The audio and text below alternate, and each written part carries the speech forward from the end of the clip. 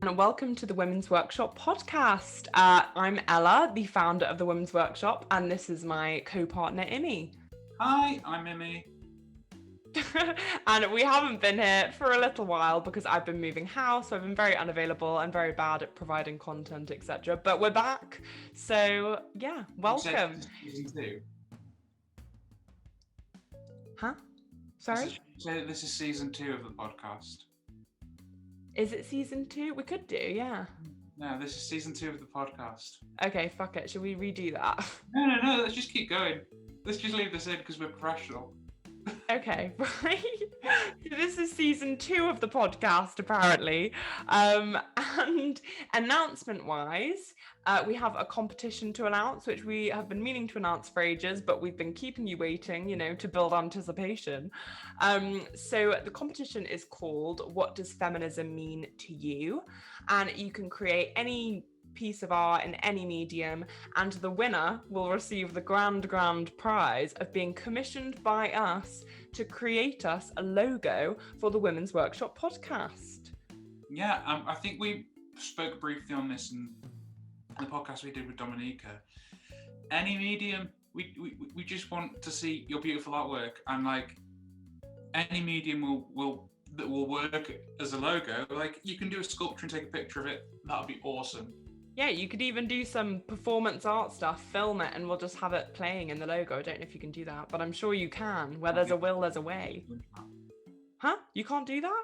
No, Spotify doesn't let us do moving. Fucking hell, you should be able to do that. Okay, well, I'm sorry then it can't be a moving image. But if you do a performance art piece, you could photograph it. So technically any art medium that can be still and put into a logo. So yeah, and preferably as well, this isn't part of the competition, but we were hoping that the logo would also include our faces in it, because we're very vain and, we're also lacking a little bit in self-love, so we just want some appreciation, Yeah, and you can see more details. We're posting them. They'll probably already be posted on the Instagram page by the time this goes out, but we will be posting them on the Instagram page as well. Also, I would like to announce my digital marketing tips for small businesses series. So as many of you know, I am a full-time digital marketer. I am by no means an expert. I've literally been doing it for 5 months of my entire life, and most of the time I have no idea what I'm doing. But I have some knowledge, which I thought I would share with you. So if anyone's interested or has any ideas, wants to learn about social media marketing, digital marketing, website optimization, Instagram tips and tricks, and Instagram for business, then let me know. Do you have anything else to announce, Immi? Well, if I'm allowed to. Of course, announce away. If you let me. I shall let you. I would like to be setting up a Women's Workshop Twitch channel, which I'll stream some video game playing, but predominantly next month when I move flat, I'll be streaming DJ sets, so we can have a little boogie on a Saturday night if I'm not working. That would be amazing. Did you say a Twitter account you're setting up? Twitch. I was going to say, we already have a Twitter account. Yeah, we do. It's women's_workshop. No, it's not. It's something else. Well, you'll be able to find it at some point. To be honest, our Instagram content is more interesting. So if you want to go to Instagram, it's at the women's_workshop. So yeah, if you want to follow us on Instagram, we often, waffle about things. We share your beautiful artwork. We announce amazing competitions so we can commission you to work for us. It's all a lot of fun. So anyway, without further ado, today we're going to be interviewing Zoe, who's known as SZCreative on Instagram. And she's an incredible photographer. Yeah, so we'll be talking to her a little bit today about her work. So yeah, I hope you enjoy.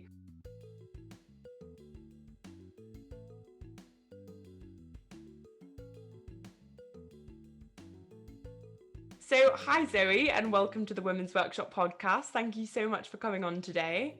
Hello. How are you doing? I'm not so bad, all things considered. What about yourself? Yeah, not too bad, new house, just life, it's all right.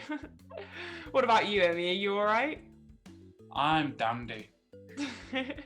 That sounded slightly sarcastic. A little bit. I'm not pulling the curtain back for anybody, but if you heard Bipolar Abdul's podcast, then you probably know what's going on. I don't know what's going on. My internet's garbage. Oh, right. Sorry. I thought you meant there was some big, like, political thing going on. Yeah, I actually thought you meant you were having a bit of a crisis in life, but not Same. just like an But incident. you know, I'm picking my battles. Fair. How have you been doing during lockdown, Zoe? Like with photography and life in general? How's it going? I haven't. Basically, because I'm a portrait photographer and I rely on people to do my photography, and you're not being allowed to be within the vicinity of people, I've been at a standstill. Yeah, there was like a gap last year where you were allowed to do some stuff, where one of my shoots was actually with Immi in like September. That were great, because then I got like a little bit of a break in the year between not being able to do anything and then again not being able to do anything. Yeah.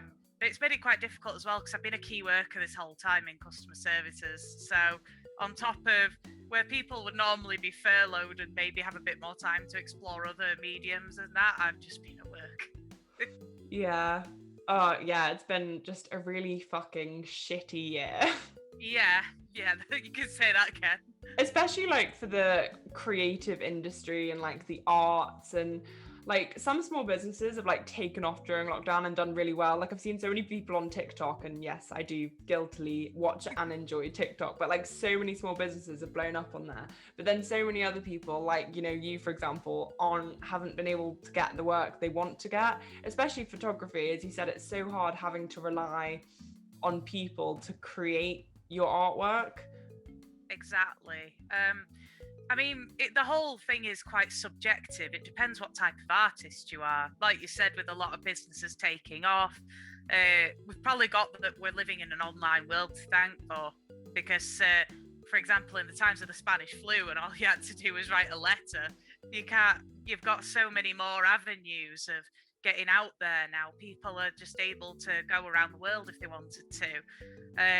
And again, with like different forms of art, there's probably been people that have either been furloughed or do a completely different type of art to me that have had more time to do it in because of the lockdown.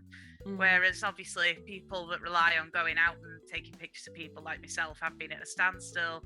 There has been a lot of people that will have thrived from it because a lot of other things have come about it, like time and space. Yeah, exactly. Well, I was in a really similar position to you last year, because when I was finishing off my uni course, I did a lot of photography, and my last project was going to be this big project on like drag queens and like transformations from like no makeup to makeup, and I was going to do all these like photography books with them.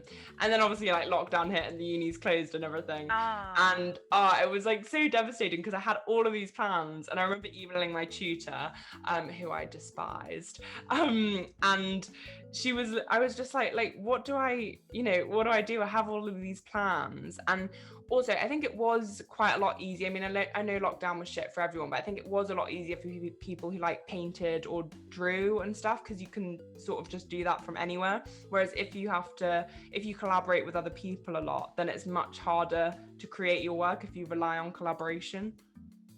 Yeah, no, absolutely. Like you say, with the drag work type, even drag queens, bless them, they've been able to do videos at home, but not being able to go out and do the shows that they do, go to the club nights that they host, and like they've not been able to earn from it. So makeup and costumes, wigs are expensive. They've not had any income coming in for that unless they've got a side hustle.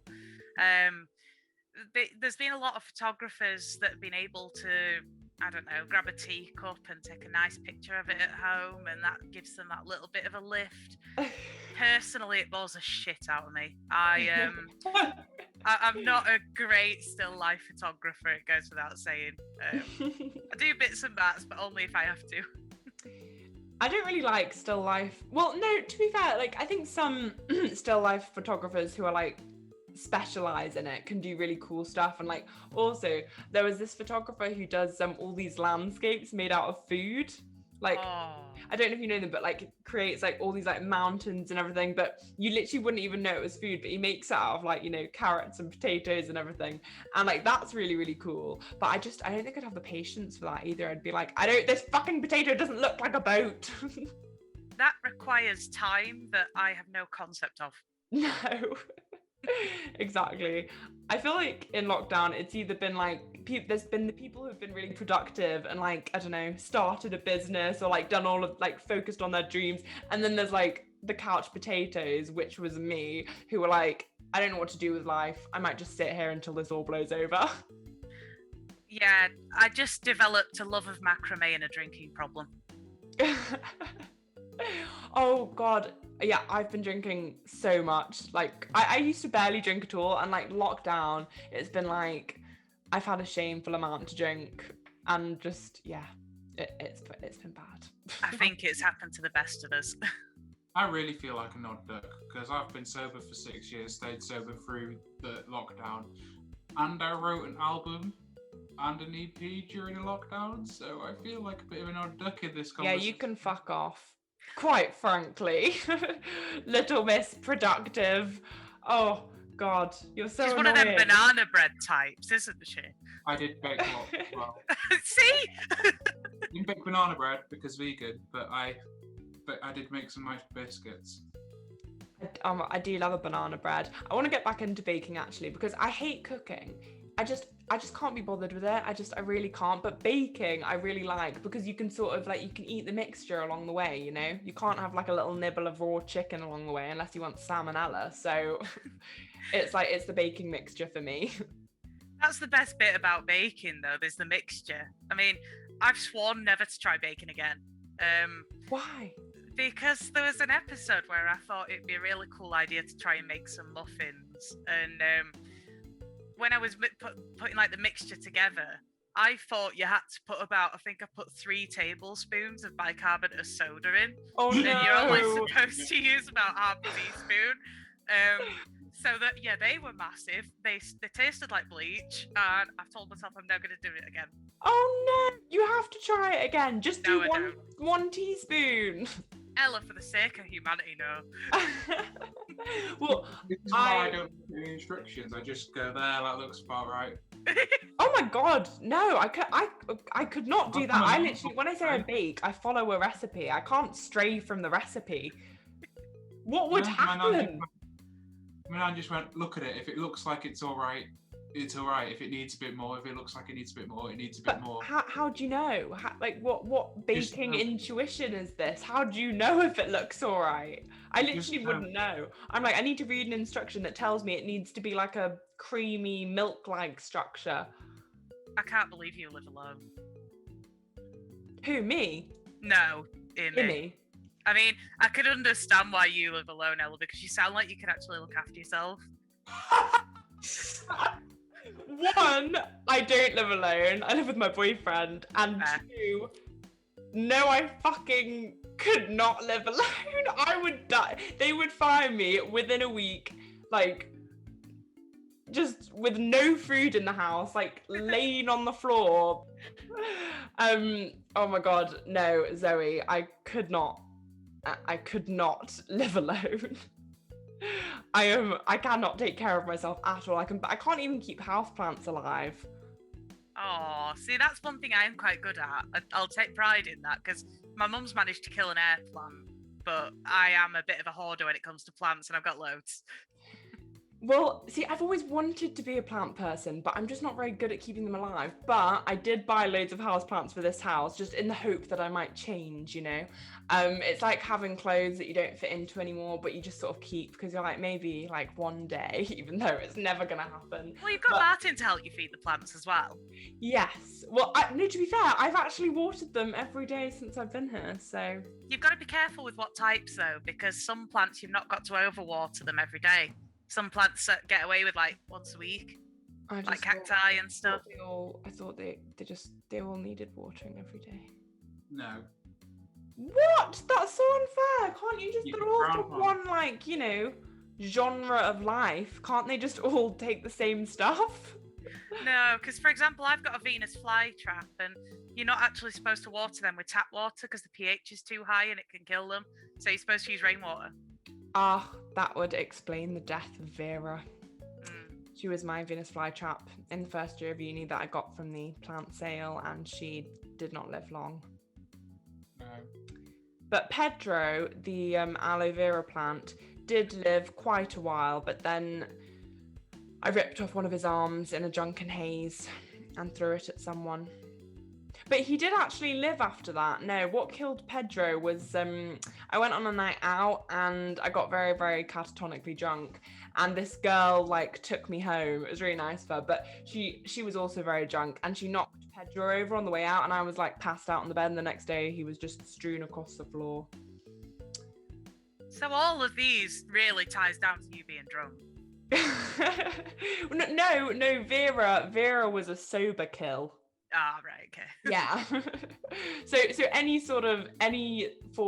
soberness that I'm at, the plants die. Pretty much.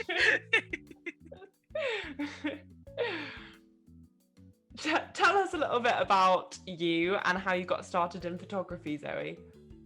Well, I only discovered photography a bit later on. Oh dear, she's gone. It's fine, she'll be back. Well, I grew up with kind of no hobbies at all. I was a bit of a boring kid, and I just kind of stayed in, played PlayStation 2, you know, rock and roll. But when I finished college and I failed all the sciences and stuff, because that was what I was really interested in at the time, I thought, well, I might as well try and get a full-time job. But then I thought to myself, well, actually, I really like taking pictures. And it all came about when this frog hopped into our kitchen and I went and grabbed my camera instead of getting it out of the kitchen. My mum was like there screaming, like, Zoe, get that frog out of the house, get that frog out. And I'm just there taking pictures of it. And that's when I kind of thought, actually, I'm going to try photography, just sod it. And then college, uni, and a few jobs later, here I am. What did you start in? What was your favourite thing to photograph? Well, when you're getting into photography, I like to call it this bit of a honeymoon phase where you take pictures of everything, and usually the taboo is like close-ups of fence and barbed wires, like the odd landscape, like kind of picture, just someone's dog. You take pictures of everything that's there, basically, and you try and be really edgy and creative about it. But I used to take pictures of reflections in people's glasses. Yes, I used to do that too. But when I really started to find my niche, it was music photography, like doing a lot of band work, promotion, live, on stage, and I did a lot of alternative modelling work. So I have this really major goth phase. I've never fully left it, but I'm not as gothic as I used to be. What was the full-on goth Zoe look like? Big new rock boots with the metal plates on the front, massive eyeliner, a band t-shirt, like the works. And I used to photograph a lot of gothic models. I still do actually sometimes. I absolutely I'd love to be a goth. I was a part-time goth for a while. Because when I was about 13, I don't know why, but I was really drawn to like really boho, like proper like gringo, colourful patchwork dungarees, and like just the hippie lifestyle with flower bands around my head, or goth. There was like those two extremes, and I sort of went with goth. So like on the weekends I was at boarding school where it was horrible and oppressive, so I just wore my school uniform, and then on the weekends it was like black eyeliner, black hot pants, like fishnet tights, and I thought I was really cool as well. Yeah, I like to consider myself a retired goth, because like every now and then the new rocks come out, but on the rare occasion, usually just for concerts, because I still like all the heavy metal music and that. But I barely wear anything really gothic anymore.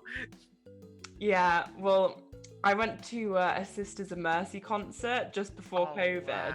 It was literally like 2 days before everything, like we went into lockdown. And oh my goodness, it was amazing. It was literally just like an army of goths. Like just would not believe. And like all like the proper old goths as well, like the like 70-year-old men with like the long grey beards and the massive leather jackets. And yeah, I truly felt at home. Can I ask, because I'm curious, when I saw Sisters of Mercy, when I was at a Sisters of Mercy concert, because you can never see them on stage because they just fill the stage with smoke. Could you actually see any of the members of Sisters of Mercy, or was it just you watching some music playing from a cloud of smoke?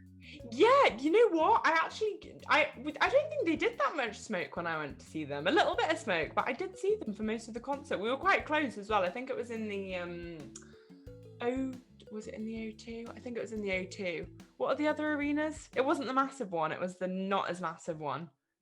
It was the O2. Yeah. They've played like I think it was only a few years prior. They played the O2 Stylus in Leeds, which is the sort of not the O2 Stylus. It's like the Student Union, which is it's not a large venue by any stretch. I mean, I saw them at Sonosphere, like when I went in 2014, and that's when I said like, oh, I'm gonna stop back because I'm gonna watch Sisters of Mercy, and I think I left halfway through, not because they sounded bad, they sounded great. But I was just tired of choking on fumes. Well, I didn't choke on any smoke fumes, but there were some really awful, like, old man farts. Oh. Oh yeah, no, it was, and it was really like packed as well. You were just like packed in against all these like old men, and loads of them were farting. Now I've got a theory, because I'm assuming not a lot of them have the hair that they used to have. No, just on their beards. Yeah, I think that might be it, and I think that's why they had a lot of smoke on their concert, was because every now and then I think I saw like a bald man emerging and then hiding back again. So it's to hide the fact that they're no longer like youthful goths. Yeah, I mean they could just embrace it like Robert Smith has, but no. Oh, I love Robert Smith. I thought I saw Robert Smith in Chester once. I don't know why, like, he would be in Chester. He wouldn't really be in Chester, but it wasn't Robert Smith. It was just, but he was quite tall, so that it also wouldn't have been Robert Smith, because I'm pretty sure he's like tiny, but he had like the proper massive hair, like that was exactly Robert Smith's color, you know, like kind of blacky grey and crazy, and he had like eyeliner, and I was following him around like, oh my god, is that Robert Smith? And yeah, to my disappointment, it was not Robert Smith. But I do one day hope to meet him because I adore him. Well, one can dream. One can dream, yeah. So what would you say that your main aesthetic with your art is? It's really adaptable. It's quite a bold statement to consider me an artist. I'm more of a creative, because with an artist, I think they kind of get this impulse to do something creative, and they'll go to the stretch of the medium, and it's mainly for them. But I'm more of a creative practitioner. I work for other people for the joy of not just myself, but other people. So with that, my aesthetics it's malleable to whomever I'm working with at the time. So yeah, in a way, it's kind of blasphemous for me to go around saying, oh yeah, I'm an artist. I'm just a professional photographer at the end of the day. I think it depends, like, what you define an artist as. Like, I don't know. I mean, do you think any photographers are artists? Oh, absolutely. I mean, in my right, I'm technically an artist because I create stuff. But there are photographers, for example, there's some incredible photographers that take some pictures based on like their dreams in their sleep psychosis, for example, or like to represent mental health issues, women's issues. There's photographers that'll do that, and they'll like get all the mediums together. So like if they're using a model, if they've got like props and stuff, and they'll do it for that, and it'll be for like a cause, or there's usually a narrative behind people's work. Sometimes I don't feel like there's really that narrative. There's not that reason for it, except from I'm just working with this person, let's do it. Yeah, I think, to be honest, I think you can just, like, I love art, like crazy conceptual stuff. Like, I like really weird art that, you know, is like, I don't know, someone like, I always use this example because I can't think of anything else, but like just someone like, I don't know, dancing through like raining blood or something like that. But like, wow. but that like has some sort of like deep meaning behind it, you know, it's like a critique on the modern social world or something like that. But I do also just kind of appreciate art that's just aesthetic, do you know what I mean? Like beautiful paintings of like, I don't know, a naked woman lying in flowers or something. It's like, does it have meaning, or is it just like a beautiful woman laying in beautiful flowers? Yeah, I think a lot of my work is not beautiful women laying in beautiful flowers. But it's that kind of, it's not so much me trying to tell a story behind the picture, because I've not even got time to think about what I want for breakfast, never mind what I want to spell out in a photograph.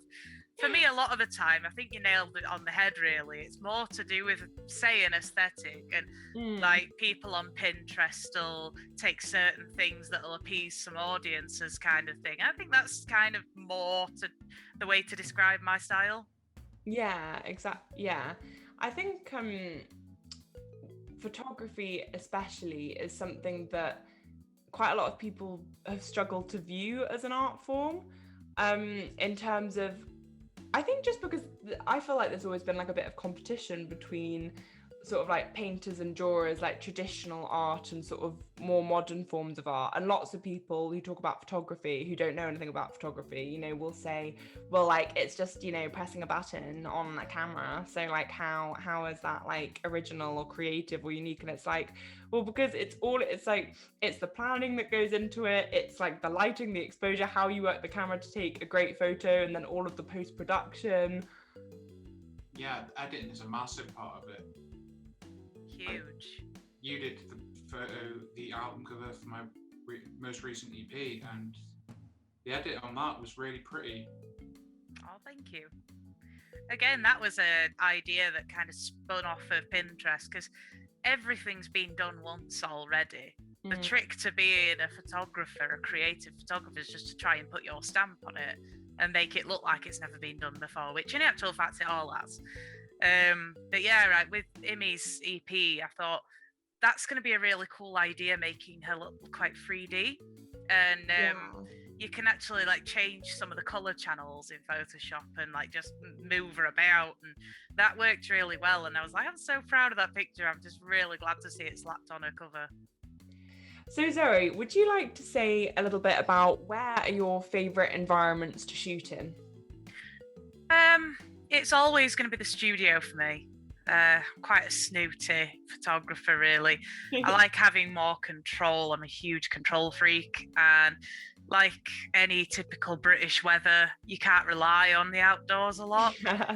Very true, especially at the moment. It's been absolutely insane.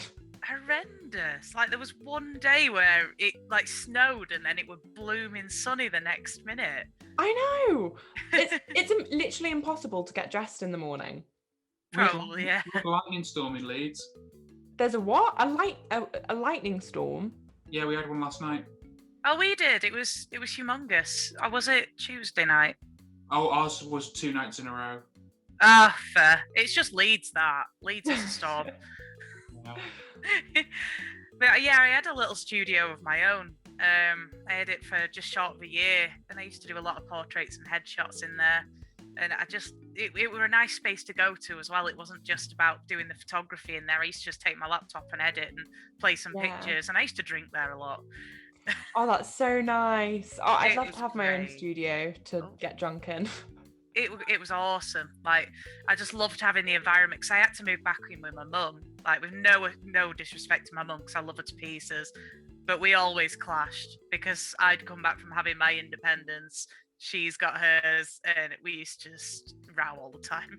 Yeah. So for me, the studio was a place to go to that was mine, and it was my space. I could be there. Yeah. Did you have all of the like photography equipment there as well? Did you get all the like fig lights and everything? Yeah. I used to use what do you call them? I've forgotten the word. I used to use the the reflector thingies. No, sorry, flash guns. Oh. What kind of photographer forgets that? But I used to use the flash guns, and I used to like pop them on a separate stand with like a trigger, And they worked just as well. I had like softbox attachments for them, reflectors to put up on like booms, and I used to experiment with different backgrounds. One of my favourite pictures to come out of the studio, I actually used a background that was like a crinkled up bit of mountaineering blanket. And I actually learned that from another photographer I follow called Rafael Weigel. I think that's his name. I think that's how you pronounce it. And he used to use all things like that and like a really shallow depth of field to get like the proper blur of all the lights in the background, because they used to reflect off the crinkles. And it was just amazing how he did it. And he used to post his behind the scenes. I was like, I've got to try that. Oh, I love like little DIY photography stuff like that. Like stuff for like lenses as well, like things to put over the lens. Like what are your like little photography tricks that you use that no one else knows, or some people may know but I wouldn't know? So mainly sellotape to keep my gear together. What do you mean? Like having to sellotape my lights together, and on the stand, having to sellotape the stands because the stands are aged, and I'm from the north, I'm stingy, and I don't like spending a lot of money. So if you can gaffer tape anything back to place, then... So Zoe's top tip is always carry gaffer tape if you're going on a photo shoot. Literally, you never know when you might need it. You like your control, Zoe. Why did you decide to start photo shooting nightclubs where no one has any control? Not even the bar staff, not even the door staff. Well, it wasn't so much decided for me as, believe it or not, there was actually a nightclub before Viaduct I used to photograph in when I started uni, because I studied in Derby, and they had this really cool rock nightclub called Mosh, and it was where all the like gothic ex-emo types, the ones that really loved the pop punk, used to go, and students, because it was cheap. And I think it was on a whim that I was on a night out there once, and I was talking to a guy with a camera about cameras, and I was drunk as shit at this point, like I always am. And he says, they're hiring a photographer, you know. I was like, are they? And I applied, and I think I got the job straight away. In my drunken state, I went to speak to the manager, like, I want the photography job, and I got it. So yeah, I photographed at Mosh for a year while I was at uni. With Viaduct, I mean, I love that place. I obviously moved back home, and I was a freelancer working in like a studio at the time for a company, and I needed a bit of a side hustle on the night because I wasn't earning enough. And one of my old photography friends actually says, oh, you know, Viaduct in Leeds are looking. And that's how that happened, really. I ended up just getting commended for the role. And yeah, it was amazing fun. I think the uncertainty of a nightclub with people wandering around drunk is what makes half of the fun. Yeah. You never know what you're gonna get. You could get someone peeing on the bar. You could get someone snogging a lamppost. You know. What kind of clubs do you go to, Ella? I don't know. To be fair, at Revs, we did have someone pee on the bar once. Oh my god. Yeah, thankfully I wasn't behind the bar when it actually happened, but I was upstairs and I came down and they were like, someone has literally pissed onto the bar. That is the sort of nightclub I worked in. Fab. I mean, I can't say our fair share didn't happen at Viaduct. I mean, Immi probably saw most of it where she was.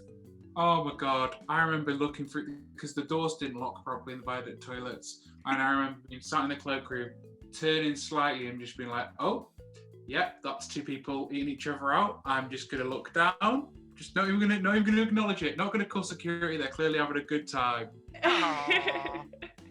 That's very nice of you. To be fair, I don't think I'd rant on people like having sex in the bathroom. When nature calls.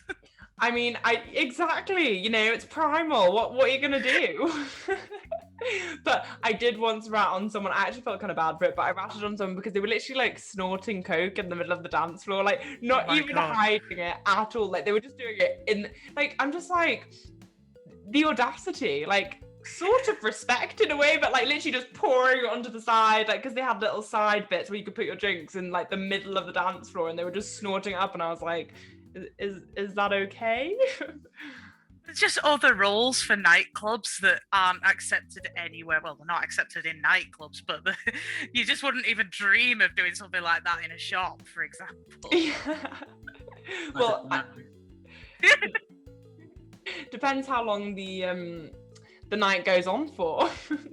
And if you know that you could end up in a shop in Iceland at this music festival I went to. I mean, to be fair, there wasn't like a lot of drink and drugs as far as I was aware, but they literally had like all their concerts and like shops and stuff around the city. So if that had gotten really crazy, maybe people would have been snorting stuff off like the winter coats.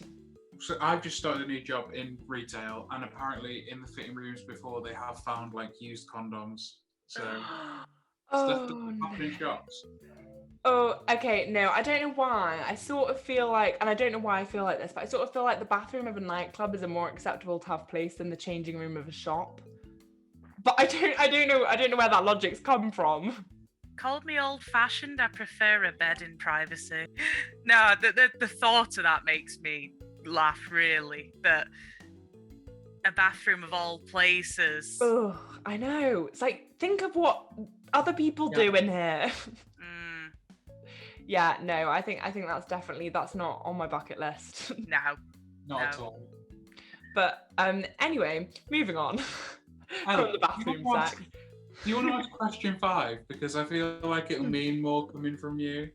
No, see, I was just about to say to you, what the fuck is that question about? Like, I will ask you the question, Zoe, but I did not write this question. So, what would you say defines a punchable face? Exhibit A, Imogen Quilter. Anyway, yeah, this question stems from one night, me not having a particularly good night, actually. I think this was after I'd just come out to my parents about being trans. Zoe turns to me and says, "You've got a really punchable face." And I was like, "Thanks, Zoe, best friend." That's the very genesis of mine and Immi's friendship. I mean, everybody, all my friends know I do tear them to bits. It's not because I'm a bitch. I am a bitch. I just do it for comfort and fun. That's the type of person I am. So, yeah, Immi, suck it up, I guess. I feel like so many people have like friendships where you just like roast each other constantly, but I don't know if this is bad. I just don't have friendships like that. Like my best friend of all time is literally like my lover. Like we spoon, we cuddle, we give each other loads of compliments. Like, is that normal? I actually worry. I'm like, should we be roasting each other? I'm just one of those people, unfortunately. I think you've got to. There's people like, for example, I don't think I could physically roast you, Ella. I don't know why, I just can't. Why? But there's people in my life that I can. I think it might be a judge of people's character. Like, Immi's really, really tough to it. So do I come across as quite sensitive? I guess so, but then I've only known you for about a month.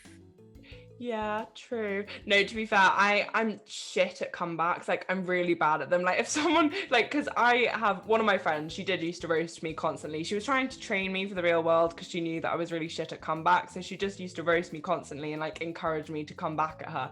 And I just get into this, like, I just get really flustered. I'm just like, well, you fuck you, bitch.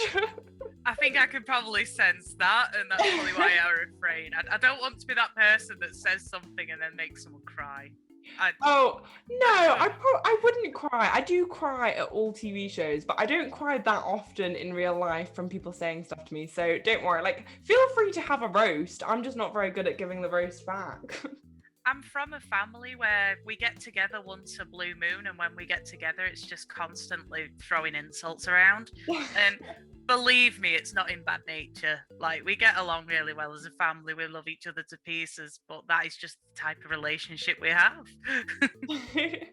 Well, maybe when you get to know me more, you can give me a roast, because I feel like I've said roast way too many times now. The words become like weird, but I feel very left out not being insulted. So please have a good think and give me an insult sometime. Tell you what, Ella, we'll have a night out, and then I'll get drunk, and then the roasting will commence. And then maybe you'll apply for a job, you know, at some like shop in Iceland where they're doing a music festival. I mean, Iceland, I'd love to see.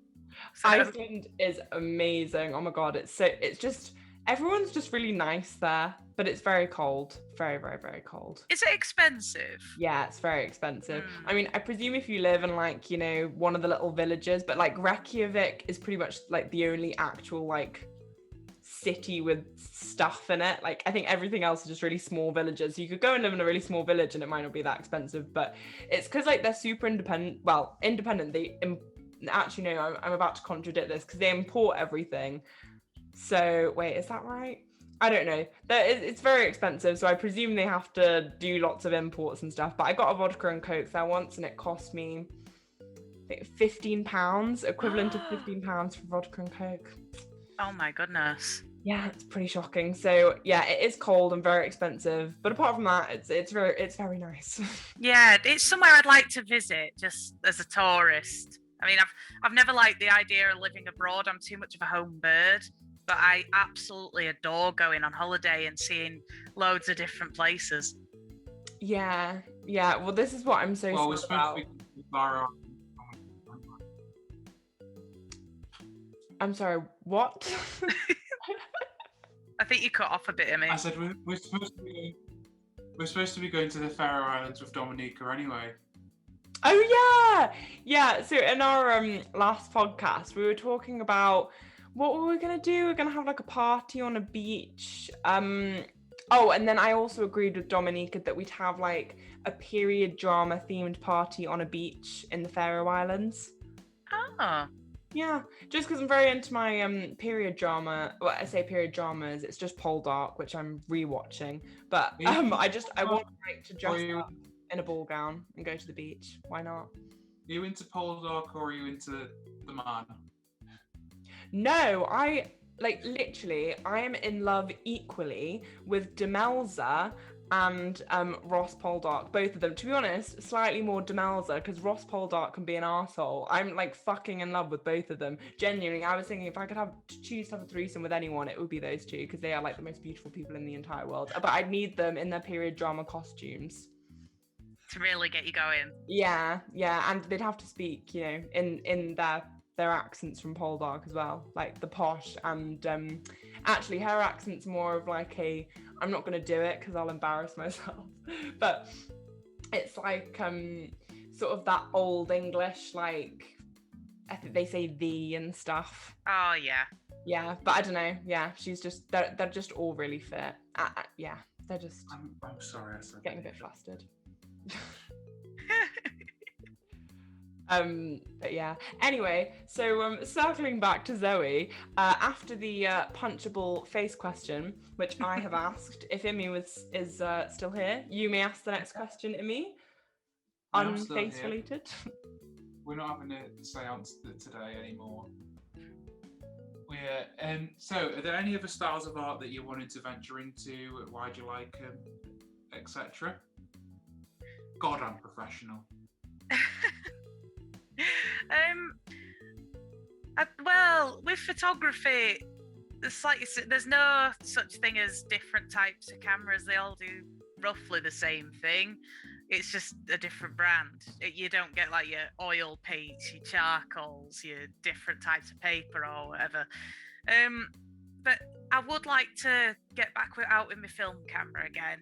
It sounds really cliche, and everybody's doing it. It's incredibly pretentious, but with film and the kind of camera we've got, like it's a manual camera, you learn photography again. Like you've got to do everything yourself, kind of thing, from like loading the film, taking the pictures, if you've got a darkroom, which I don't have access to, developing and then printing. So you learn everything. And that's the kind of thing I'd maybe like to get back into shooting film again, just not only for the nostalgia side of it, but just to come back to that sort of art style, because it does have this certain aesthetic to it, which digital photography doesn't have, depending on the type of film you get. Do you have you worked much in film before? I did it at uni. So we did a module in our first year that was solely around using film and obviously developing and then printing said film. We did work mostly with black and white. Like we did one module on colour film, but I just remember that being an absolute arse to develop and print because you've got all these different filters on the enlarger you've got to use to get the right tone, and it's just, oh god, it's such a farce. But it does look nice when it's on the paper, when it's on the film as well. Like it's got this certain look to it that, like say, you can probably do with Lightroom filters with a digital camera. There's nothing's impossible in photography anymore, but it's nice. It's a nice feeling loading the film and not knowing what you get until you're looking, and then you've developed the film, then you realize all your shots are shit and you're like, oh no. I think I've done I took some photos on a film camera once and developed it because I did photography for GCSE, and it's just like, I think there's something quite like nostalgic about it, even though I probably can't really say nostalgic because it's not like back in my day they used film cameras, but like, I don't know, it's just like there's something more tangible about it than digital photographs. Like, you know, like books, like I really don't like reading on a Kindle because I like having a book in my hand. And I mean, I think digital photographs are amazing as well, but there is something about like going through the whole like long process of like putting it on all the chemicals and exposing it for the right amount of time and hang it up and then like pulling it down. It just does feel like different to hold. It does, absolutely. I completely agree with that. And yeah, that's not the same, but I've done pretentious. I've done work with tape, and I still own a tape player, and I think I feel the same way. Like tape, it just feels nicer. It's an absolute arseache to produce with because you've only got 2 channels, so you've got to keep mixing and mixing as you're going. So it's an absolute arseache, but it sounds nice. It's nice to hold. That's it. It's a good keepsake, and it's a blast from the past. I mean, I've got like a collection of records and vinyls that I absolutely adore. Like they're not all like new. Like obviously, bands nowadays are creating vinyls for the same reason, that kind of nostalgia value, the historical value, and just because it's cool. But we've got some like from back when LPs were all they had in record stores. Like my mum handed me some over. Like I just recently gave some of my friends some of her ABBA ones. She's had like Elton John ones. So I've still got the turntable, and I just love playing old oldies. I think it is a bit sad that we're moving away from like it's all going digital. Like there's loads of great stuff about going digital, but you know, there is just like loads of stuff we're losing. Like even like, I'm just getting really nostalgic now, but like I remember going to Blockbusters to like get DVDs and stuff like with my mum, and like we'd go and like pick out horrors because we love horror films. So we'd like go and we'd like browse all of the shelves and like we'd take it and then we'd return it through the little Blockbuster like mailbox. And like, I don't know, it's just like sad that even watching like videos, like for a brief time, like I did watch like Scooby-Doo videos when I was about 5 and 6, and we had a VHS player, and like, I don't know, I just miss having like those like tangible things that you can, rather than just like clicking, do you know what I mean? It's just not quite the same. Yeah. I had, up until I left uni actually, I had a TV that had a VHS player built in, and I only had one VHS like film, and that was the Tim Burton Sleepy Hollow. And I remember I put it on for me and my fella when he were at mine once, and it got right to the end, and then suddenly the tape just span out of control. It went in this. Oh, no. I was just like, oh well, that's that. And that's why they did go digital. Yeah, there's a reason why everything's evolved. We evolved, you know. But I even miss like on old DVDs and videos, you know, they used to play like adverts for all of like trailers for like all the upcoming shows, but they're obviously like old now, but like new Disney films coming out. And they also had like the piracy video. Do you remember the piracy video? Yeah. Oh no, the one with the eye, like it was like a blacksmith. That used to scare the hell out of me. A blacksmith? There was like a blacksmith forming like this, like making this red hot poker to brand all the criminals. brand. Oh, I do remember that. Oh my god, I don't remember that. What sort of Oh. person came up I think I repressed it and now you brought it back. I'm so sorry. Oh my god, I just remember like the guy going into the shop and stealing the thing, and they were like, you wouldn't steal a car. Oh, I remember that one, yeah, because that's been memed like you wouldn't steal a house. You could try. It always made me feel really stressed though. Like, do you remember in school when like the teacher would tell off your class because someone did something, and even if like you didn't do it, you felt really guilty? That's how I felt whenever the piracy advert came on. I was like, oh my god, have I stolen something? Is there something I don't remember stealing? Did I steal a TV? It's like when you walk past a police car and you've always got that guilty look on your face, even if you've done no wrong. Yeah, just authority just used to scare me. I wish I had been a rebel, but I really wasn't. I did try, like dyed my hair and like got piercings and got a tattoo. That was my attempt to be a rebel, but like, yeah, authority scares me. The police scare me, which to be fair is right, because you know the police are corrupt.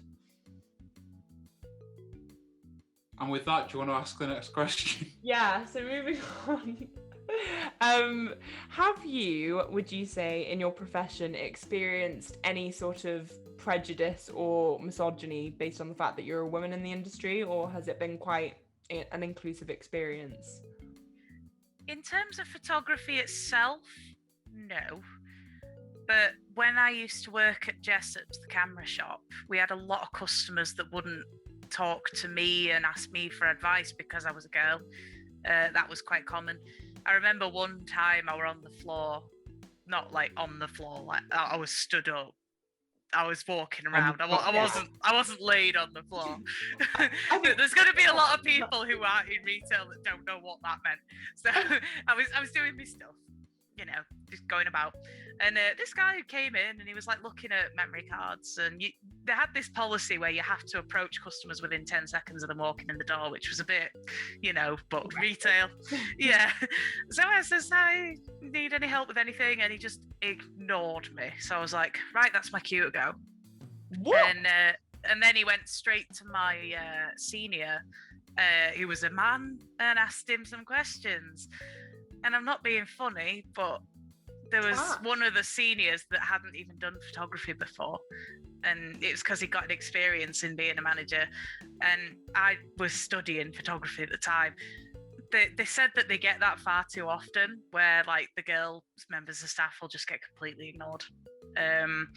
That's the only real time I've experienced it. But like, for example, I've done like group shoots with people, like with male photographers, and they've been wonderful, loaning me equipment, telling me good locations, giving me advice. When I was like really starting out, that was a godsend, because I was still like coming out of my teens and I was still learning loads of stuff, just absorbing everything like a sponge. So for people to be that nice to me was great. So yeah, not necessarily in photography as such, but definitely in the camera kind of industry, there is gonna be some. Yeah, that's disgusting. It's just very like, I just genuinely don't understand the logic behind it. Like, I just don't understand how people would think like that. Like, because you're a woman, you don't have any like technical expertise. Like, if you're working there, why wouldn't you have technical expertise in it? Like, it just makes no logical sense. I honestly think it's gotten better. Like, when I was in college, for example, the majority of my class were women. And we did actually learn that when cameras came about, for example, when they were made portable and carryable, they were given to the women in the family as a domestic item to record the family. So women were actually the photographers in the time. Men were obviously the ones with the big doing the portraits and whatnot, you know. So that was the kind of thing we'd learn, that it was more of a women's domesticated activity, and then suddenly it became a man's world kind of thing. But I do think things are a lot less bad than they were now. Well, sorry, that made no sense. I do think things are a lot better now than they were. Yeah, well, to be honest, most of the people we've spoken to on the podcast, because we always ask that question, and I'm pretty sure everyone has said like they've not had bad experiences in terms of like being discriminated against in the art world or like working. So I think there definitely have been improvements in that respect.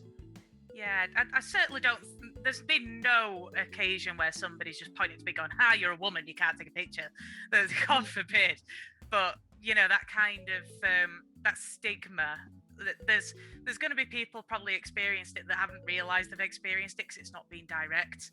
But it's about like sort of figuring out where you might have experienced it, if it's valid, if it isn't, kind of thing, which everybody goes through. Yeah, exactly. Yeah. Well, I'm glad you've had a positive experience anyway, for the most part. But anyway, to be fair, like all the people in those Jessop's camera shops probably didn't know anything about photography themselves. They probably just wanted to buy themselves a new gadget to make their balls feel bigger.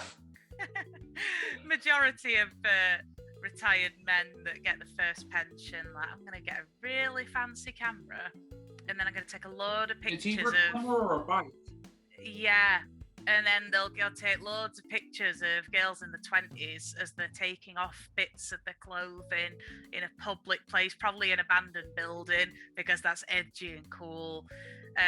I don't hold any grudge against old men photographers, but there's always that stigma.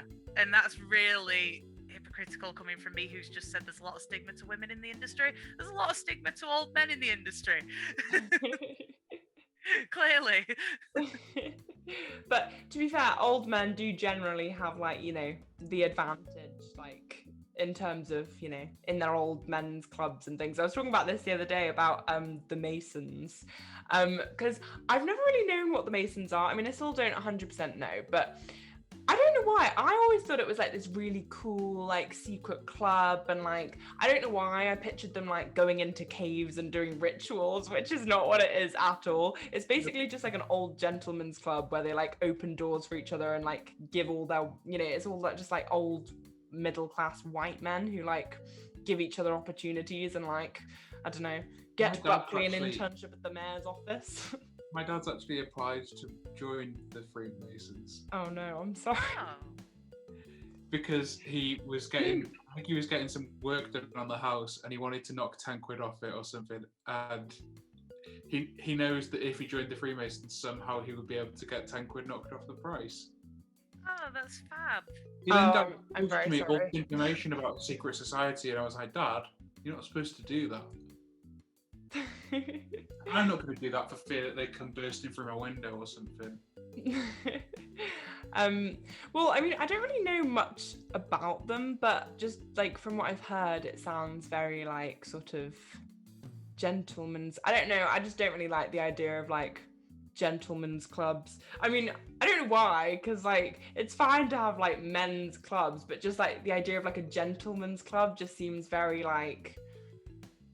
It depends on the nature of it. I mean, no one's really going to know what goes on in the Freemasons. That's the whole idea of it. Mm. But I like the idea of clubs. Like, you know, it's something I never really utilised being young. I never really joined any clubs apart from brownies, but we don't talk about brownies. Why? Oh, it was just boring. You know, you did this chant about how good the royal family were, and then you'd go like doing some art shit or playing some games, and then you'd say like a salute before you went home, and it would just, ugh. Yeah, no, I was in the brownies also. Well, I was also in the rainbows, but I went to the rainbows I think once or twice, and then I was bored, so I quit.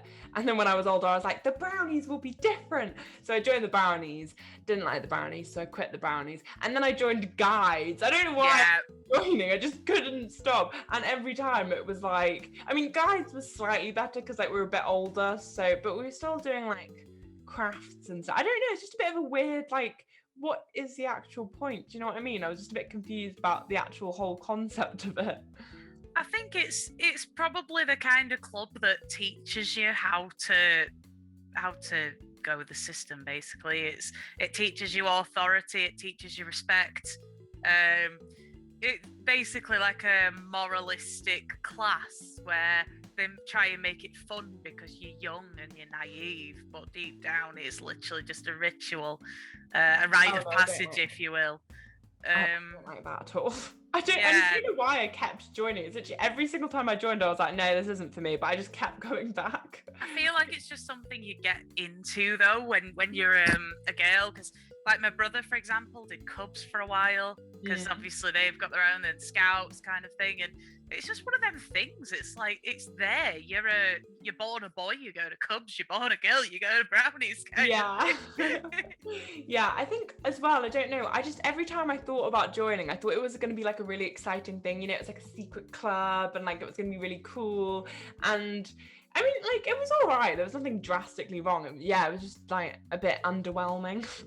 Do you remember the absolute fashion crisis of the yellow t-shirt and brown trousers? Yes. Is that Like, not still the uniform? That's still how I remember the uniform. I think it might still. Oh, I mean, no, it was really bad. Who came up with that and why? Ugh. Like the royal family, they just follow tradition and they don't sway.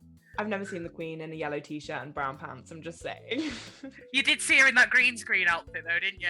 When people were photoshopping loads of... Oh my god. So she wore like an entirely green dress and a green hat to match. And because it's all green, it's easy to Photoshop on. And people were just going online and just shopping all this different stuff on her because she had this green dress. Oh, you'll have to look it up after the podcast. It's amazing. I'm going to look it up. Somebody photoshopped a warrant for Andrew's arrest on it. Wait, why? What did he Photoshop onto it? No, somebody photoshopped a warrant for Prince Andrew's arrest onto the Queen. Oh my god. I was going to say my favourite's the pepperoni pizza, but that one beats it out the bush. Right.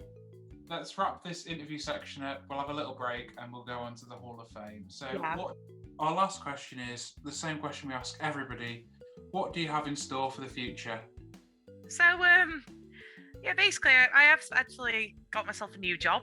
I am going to be doing junior retouching and the odd photography shindig clothing company. So I'm going to be doing that full time. I also have a side hustle where I teach photography on a weekend at a sort of beginner to amateur level. So that's obviously something I'd love to keep doing, climbing the ladder. I still intend on doing my portrait shots and building myself up as a photographer.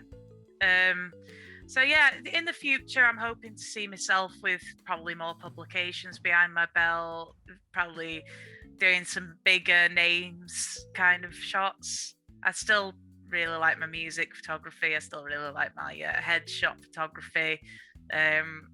Maybe get into celebrity one day, who knows? Maybe. Which celebrities would you photograph?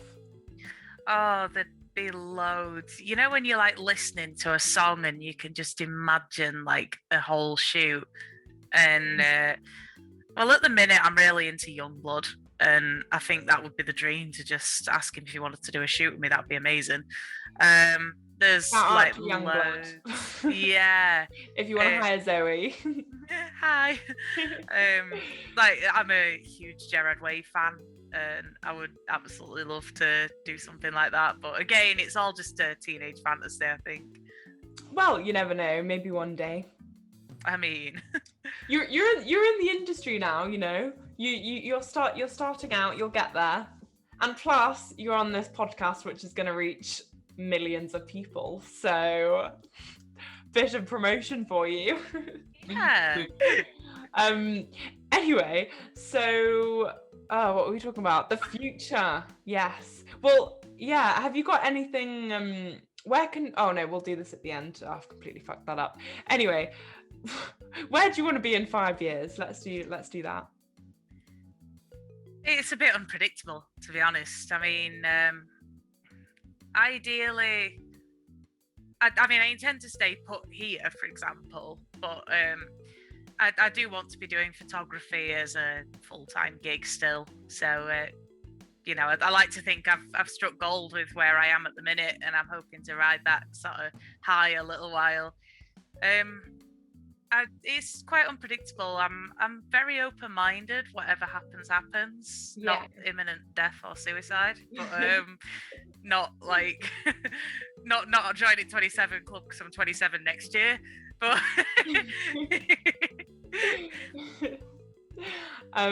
well, I hope you do get to shoot Youngblood one day. Not like shoot him like dead, just photograph him.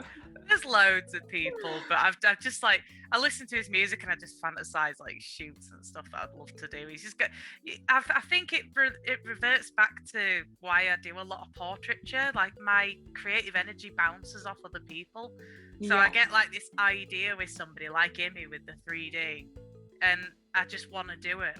And I feel like it's kind of just bouncing my creativity around with certain people. Yeah, I think like I definitely prefer collaborating with people than working by myself. Like, I mean, yeah, like when I did photography, like I think my favorite thing to do is just like there's so many subjects you can photograph, like there's so many people who have different ideas, like rather than just having your own ideas. I quite like just I was going to say something really pretentious and I was going to be like, I just want to let inspiration run wild, but I'm not going to say that. To be honest, it kind of is like that. I mean, I that's why I kind of find it hard to generate ideas just solely off myself. I get inspired by people. I don't love people. I maybe do love people a little bit, but I love working with people because they're the ones I really get my creative energy from. So like I get this idea. I see somebody like, I want to shoot you with my camera. Not with an AK-47. Oh, I just think that about like all women, like more women than men. Like, to be honest, I don't really. I mean, this sounds really bad, but I don't really see that many attractive men like walking around that often. But I always see like beautiful women. Fair. I mean, yeah, occasionally some men, but like most of the time, just like all different types of women. Just I think it's just like I'm just a hardcore feminist who is just like not a lesbian but like adores women. That's fair. I mean, I have worked like, you tend to find me a lot of the music photography because I do try and find bands that include women as well, mainly for my portfolio, because you're always going to get bands full of blokes. You're always going to get alternative models that are solely like women. You don't get as many men around. I don't just shoot alternative models now, by the way. I'm very more open-minded. But same with modeling, like the ratio to men models as there is to women models is just it's insane. So I do like to try and keep my portfolio very, very, very varied. I like to try and shimmy it up, but it's in short supply. Well, anyway, Immi, are you with us? I am. Good. Well, would you like to? I may as well just ask because I'm talking. So, Zoe, who have you chosen to put into the Hall of Fame? So, your favorite photographer or artist who inspires your work? So, there is a photographer I'd like to nominate. It's a historical photographer, but I just think she's badass. It's not even necessarily about her photography style. She's just insanely good. She's called Lee Miller. And I went to see an exhibition of hers. I've seen them twice, actually.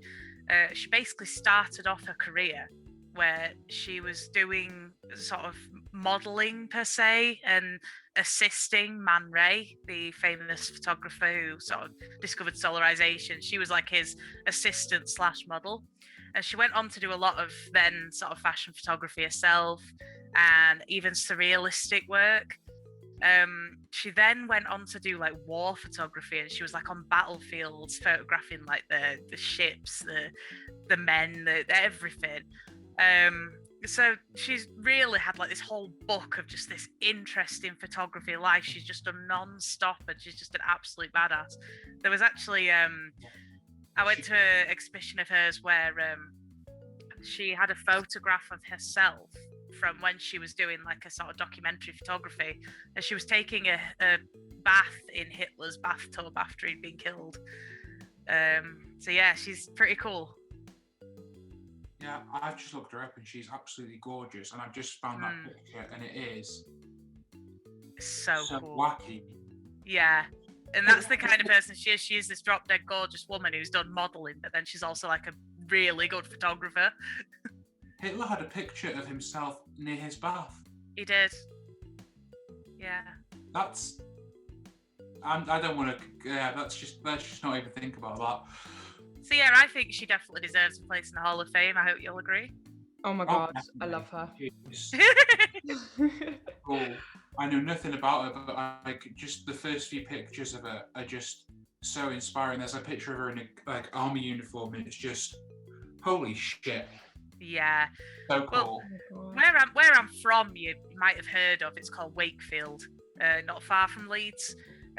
They've got a massive art scene. Like it's such an artistic city, and we've got a big gallery called the Hepworth Gallery, named after the Wakefield sculptress Barbara Hepworth.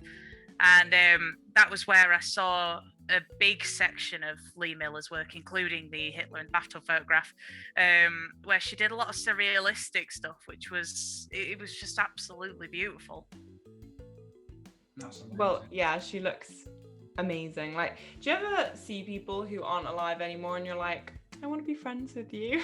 Yeah, that tends to be a lot of my inspirations. Yeah, like I feel that way about Audrey Hepburn. I just love Audrey Hepburn. She's just amazing. Yeah. She's just such a nice person as well. She's not alive anymore, but she was such a nice person. Like, you know, she wasn't just this like big movie star. She was like, I think she did like loads of work for charity and stuff. And people always comment on like how thin she was and everything, but the reason she was thin was because she was like malnourished and starved like during the wartime and everything. But oh yeah, I just adore her. So yeah, that's just me adoring women, questioning my sexuality. No, I'm fine. So moving on to the big question of the evening. Big question. I just want to say, if anybody's interested in looking at how the Hall of Fame lines up, seeing season 1 of the podcast and now season 2 of the podcast, Hall of Fame, it'll be on our Instagram story, and it's also one of our Instagram highlights. Always. I didn't even know that. Yes, so thank you for choosing Lee Miller, Zoe. We've actually had some really cool photographers that like, and artists who I didn't know about. Like, I love finding new people that I didn't know about before, because there's like so many different, everyone has such different tastes as well, and like types of art and photography.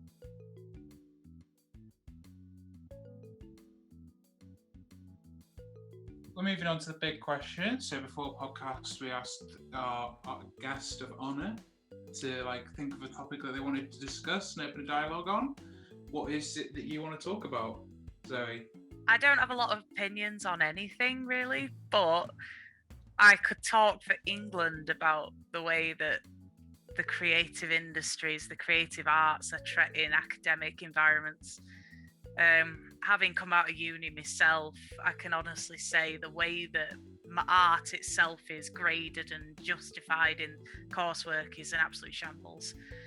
I'm not just saying this because I only got a 2-1. I'm dead chuffed with my grade. Not that anybody asks me about it, but it was quite hard to keep doing what you love to do when you've got to study it and got to be graded on it, because it sucks the fun out of everything. Totally agree. When I was doing my master's degree, I had a tutor who said, I don't really know anything about experimental music, so I don't know how to grade you. And I was like, why the fuck am I here? Yeah, you're paying like 9 or however much grand it is for you to do your master's even on that. Yeah. I just think with anything like artistic or creative as well, like as you said, it's like, how is it actually graded? Because it's completely subjective. I mean, I think like they claim to do it on like, you know, how much evidence is there that you've researched like a concept and you've developed the project, and like I get it from that perspective, but I'm also like, but how can you give someone like a first and someone a third based on like how much you like their work? Yeah, it is all about opinions, I think, with most teachers. I mean, I had some okay lecturers in uni. Sorry, Mark, I know you're on my Facebook. You were great. So there was a lot of favoritism going on, which they probably didn't intend on, but it's one of those subconscious. You're going to pick your favorite. You're going to dislike somebody's work. You're going to like somebody's work, and that is going to sway your opinion at the end of the day. Like you said, with art being subjective, with a logic-based course, if it's wrong, it's wrong. But with a creative-based course, you could have the best photographer like the world has ever been graced with. I'm not saying that's me, for God's sake. And they could get a poor grade because they've not got enough in the workbook, or that the teacher didn't think that they had a good narrative to their picture. It could be a stunning picture, like all the settings could be perfect on it. It could be well exposed. It could be gorgeously conducted, and it could just get a really shit grade. You could literally get somebody that is insulting to the world of photography just by holding a camera. And they could have a notebook that's got like all sorts of notes in it. Shut up, Immi.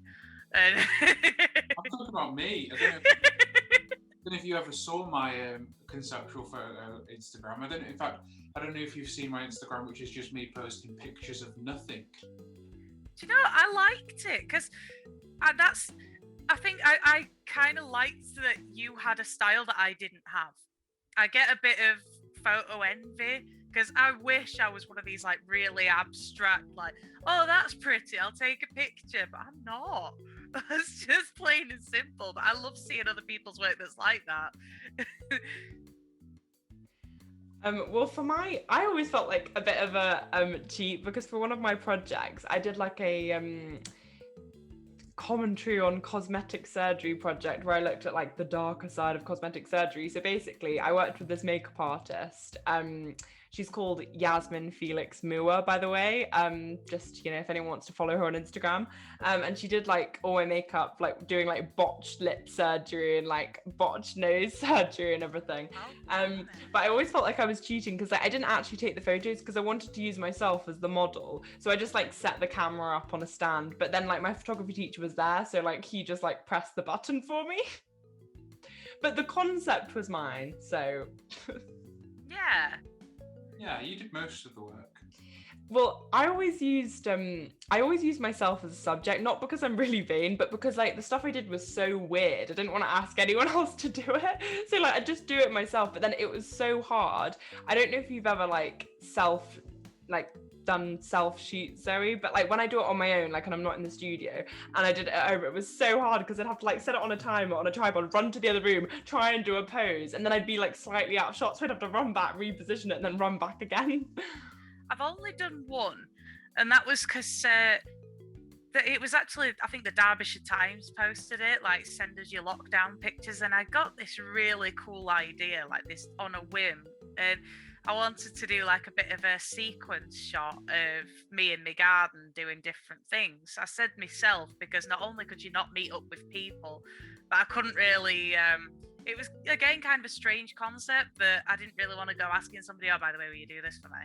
So I set my camera up on a tripod in my garden, and like I kept moving like props in and out, and like I'd press the timer, go run to my spot, like sit down with a can, and then go set the timer again, and then run to another spot, and that kind of works really. That's actually on my Instagram, actually. I think it's called Lockdown 3.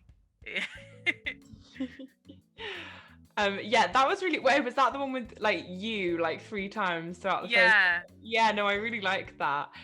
Yeah, it's like a pain in the ass to do though, isn't it? Like shooting yourself. Like I do prefer being behind the camera and shooting someone else, preferably, just because. Yeah, as you said about like control, it is sort of harder to control it when like you have to be on both sides. Absolutely. And like if you're so used to shooting people that know how to be picture perfect, and I absolutely don't. I don't know if you've tried the inverted filter on TikTok. Has anyone done that? I don't have a TikTok, and I will keep pride in that for as long as I can. I have no pride at this point, but I do feel quite guilty about it. But basically, there's this filter called the inverted filter, which is like super popular at the moment, and it's meant to like show you what you look like to other people. And honestly, like it just everyone who does it, it makes them want to cry because it's just not how you think you look. And like, okay, I don't know if looking at me it looks like it, but when people take pictures of me or when like I see myself in the inverted filter, one of my eyebrows goes higher up than the other, and I don't know why. I have anxiety. All I have to do is look in a mirror and I see that. But your eyebrows are perfectly symmetrical. There's no one higher than the other. Do you know how long it took these bad boys to grow back out from the 2000s? Why? What happened? Did you shave them? I shaved them off, yeah. Sorry, Immi did. But do you remember when it was really fashionable to have them so thin? Oh, yeah. And that was when I was in school. The Monaco. So what? But what do you do then? Do you pluck them? Yeah. Did you not, Ella? How old are you? 22. Oh, you're so much younger than me. Jesus Christ. Well, Emmy's only... This is why it makes no sense. The younger kids don't know. Well, to be fair though, I've never followed all the eyebrows. I just don't give a fuck about eyebrows. Genuinely, I've literally never touched my eyebrows in my life. I've not drawn on them. I just don't care. I don't know why. I've just never seen eyebrows as a fashionable feature. No, it was one of those things. It was kind of, you have to pluck them thin, otherwise you look scraggly. And this, bearing in mind, when I was in high school, it was fashionable to orange yourself up with concealer lips, which I'd like to say I didn't do. It went as far as the eyebrows. That was it. Circling away from eyebrows and back to the question. Sorry. You posed to us. Has everybody heard recently about the Conservative government cutting funding to arts programmes? Yeah. No. Oh my god, I live under a rock.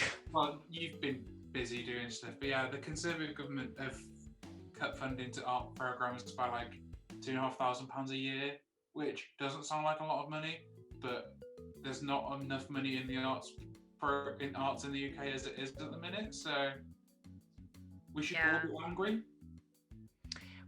What is the point in even doing that though? Surely that doesn't even make a dent in their budget, and they've just taken it away as like for spite. It's so they can give themselves a bigger bonus, probably. Probably, yeah, so that they can have their own pubs in their house. So when the pubs close, whenever they do again, they've got somewhere to go. Yeah, the Welsh Conservative actually forego some of their duties in the Senate just so they could go and drink in their private bar while the pubs were closed. Oh, I think they did that at, in London as well. I'm pretty sure they have their own private pub there. But to forgo your duties serving the people just so you can go and have a pint, disgusted. Yeah, I try to stay out of politics because I don't like offending people, but I just hate Tories. I can't. I just like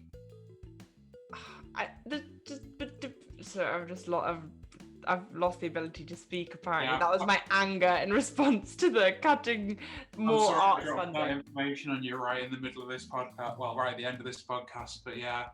I'm just like, just what the fuck is wrong with them? Like, oh, also, if anyone's listening, you can check out our highlights for like stats for women in the arts. It's focused on women in the arts, but it just shows you how little arts funding there is for everything. Like, there's really little funding for theatre companies, for any sort of art groups, schools.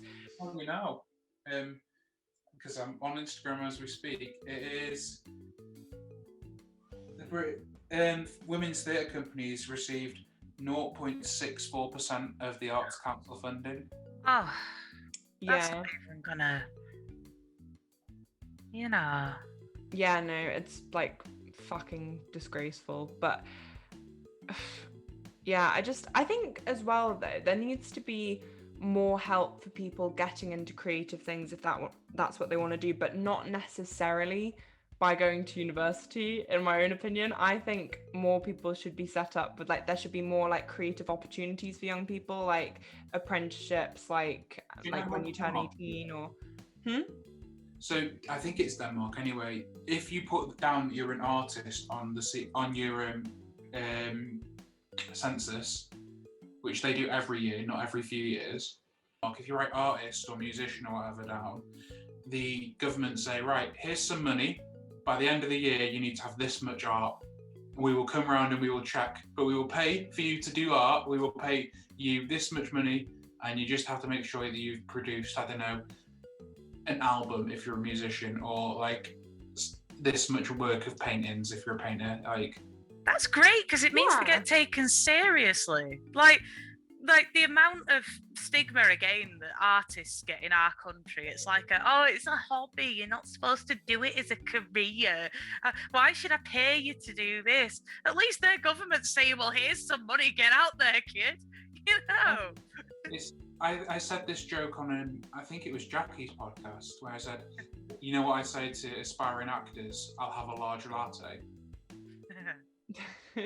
It's so rude, and it's so like, but that joke only exists in Britain and America because we look down on the arts, despite, I would say, relying on them, especially like music and TV. The UK relies on it, especially in lockdown.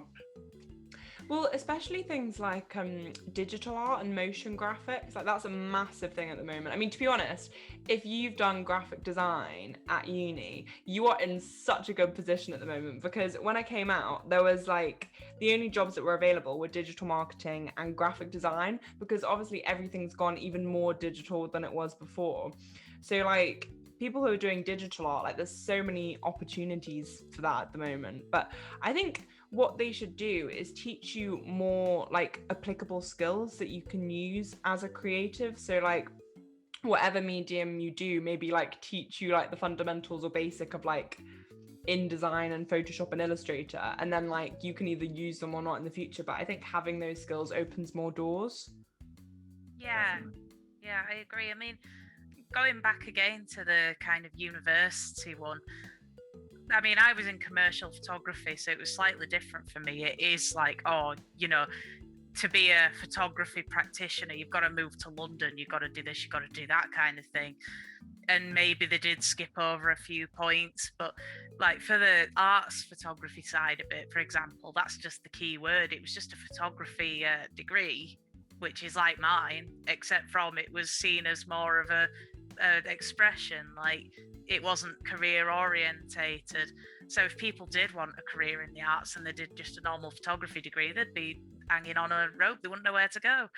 I think in like the academics and that, they don't prepare you well enough for the type of world you want to be in. And I think a lot of people, because now they're limiting the courses you can do in school, there's a lot of people that probably don't even know you can access certain art subjects. And you don't need to go to university. And you don't. No. I was about to make a joke saying this brings us to this week's sponsor, but we're not actually sponsored by him. If you want to sponsor us. Yeah, in fact, Skillshare, please sponsor us.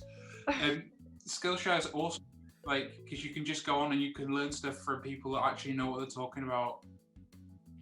Well, I used Skillshare to learn how to do podcast edit.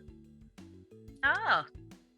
Well, to be honest, I think like there's so much online now, like in terms of resources. Like I'm still learning how to do like digital marketing, but like there's so much online. Like there's loads of free courses, loads of information. Like I spoke to because I was looking at going into graphic design before I went into digital marketing, and I was looking at like whether like doing a course would be better or whether just like teaching yourself. And loads of like videos I watched online, and like I spoke to a couple of graphic designers as well to ask them what their experience was, and a lot of them were saying like they literally, you can teach yourself. Like if you put yourself, because it's a lot about just like building a portfolio. So what you do is you teach yourself all the fundamental skills. So like you'll teach yourself Adobe Illustrator, InDesign, Photoshop, learn the digital skills, and then just set yourself loads of like projects and tasks and build up your portfolio, and then get an internship. And for loads of them, it was really successful. It's like, I think that is so much more practical and so much more effective than learning for 3 years, doing academic essays and things. And I know that you do practical stuff as well, but I just don't think, and it does depend what course you do, because some courses are more vocational and helpful. But I know, especially with my course, it was just like bits and bobs of everything. And you come out being like, well, I don't really know anything specific, and I literally have no idea what I want to do. Yeah. I'm going to say, as somebody that did 3 years of uni and a master's and wants to go and do a PGC and eventually a PhD. Idiot. Yeah, I know. University's mainly there for the experience, not for the actual education. It's for the moving out of home and living by yourself and meeting new people and social skills, not necessarily what you actually learn at the course. The course is just there for an excuse, bloody expensive excuse to move out, but it's, yeah. You could just Google. That's how I got through my degree. So Google taught me most of it, not my tutors. Yeah, I think, I don't regret going to uni, because like I had a great time. It's not like I'm gonna say like, oh, I went and had a really shit time. I had a great time. And I think it is like, it's a very nice period of your life before you're in the real world, just to like have a loan and like you not really have to worry about anything real. Like bills are all included in like your rent. Like it's all very chill. But it is a bit of a harsh slap in the face when you come into the real world. Yeah, it is.